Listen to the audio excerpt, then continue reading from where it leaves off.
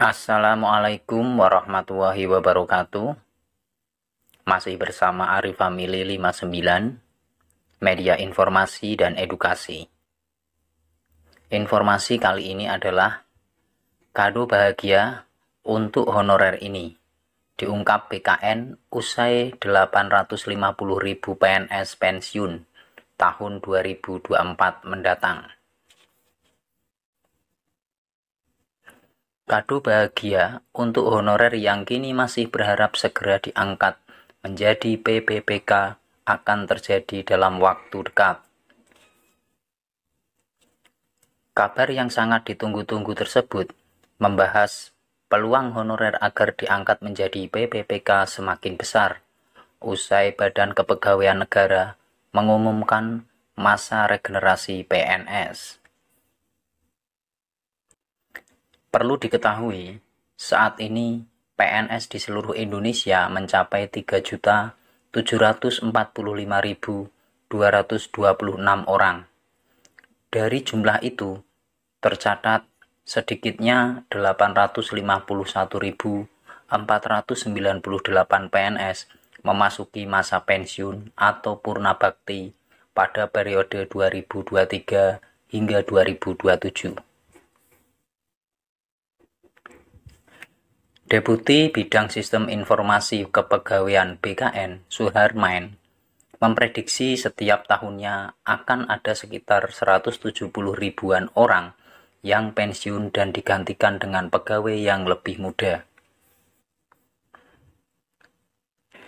Pada tahun 2023 saja, jumlah PNS yang pensiun sebanyak 177.767 orang, terdiri dari 82,8% pemerintah daerah dan sisanya pemerintah pusat. Selama periode tersebut, PNS yang pensiun berasal dari jabatan yang berbeda di tiap instansi, mulai dari jabatan fungsional sampai dengan jabatan tinggi. Dilihat dari jumlah jabatan, maka sebagian besar pada 2024 jumlah pensiun jabatan fungsional tercatat sebanyak 105.000 orang. Selanjutnya, diikuti jabatan pelaksana sebanyak 44.000 orang, sedangkan jabatan tinggi 18.000 orang. Hal ini tentu saja menjadi angin segar bagi honorer. Dengan jumlah pensiun yang cukup banyak di tahun 2024, membuat peluang diangkat menjadi PPPK akan semakin besar. Lebih lanjut, prediksi jumlah PNS yang pensiun penting untuk disampaikan karena sejalan dengan kebijakan pemerintah dalam penerimaan seleksi ASN.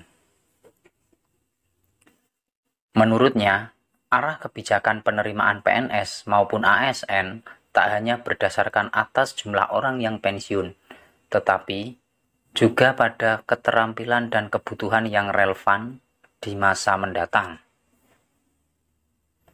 Pada tahun-tahun mendatang, kebijakan penerimaan ASN akan diklasifikasikan menjadi 3 kelompok. Pertama, positif growth atau penambahan jumlah orang. Klasifikasi ini akan diatur dengan kebijakan yang berfokus pada sektor pelayanan publik yang terdiri dari pendidik dan kesehatan. 2. Nol growth atau mempertahankan jumlah PNS yang sudah ada.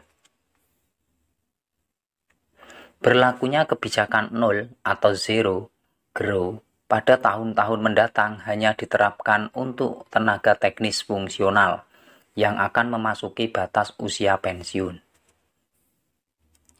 3. Negatif growth atau pengurangan jumlah ASN. Selain dua kebijakan tersebut, ada pula pengurangan jumlah ASN sesuai kebijakan negatif growth. Kebijakan ini ditujukan pada jabatan PNS yang sudah dapat digantikan oleh teknologi.